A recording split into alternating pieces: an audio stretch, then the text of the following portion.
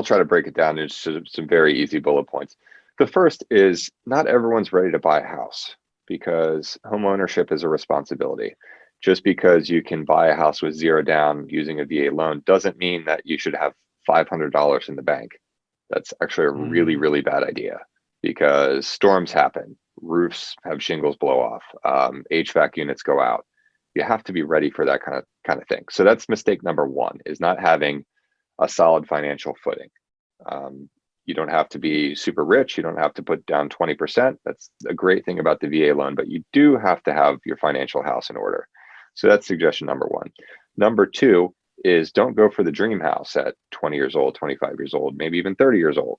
You want to go for something that is in the path of progress and will be, massively rentable or sellable when you leave. So you want to avoid kind of these outliers, and you generally want to avoid new construction and flip homes because, especially if you've have military orders that change, a year or two after you buy the house, guess what? You paid top dollar and then some for the thing, unless we're in the type of market that we are right now where everything's just on a tear and it seems to be divorced from reality. If you're in a more traditional real estate market of a couple percent a year in appreciation or inflation, whichever way you want to look at it, you're not going to be able to eclipse the 10%, give or take, that it's going to cost to sell the home.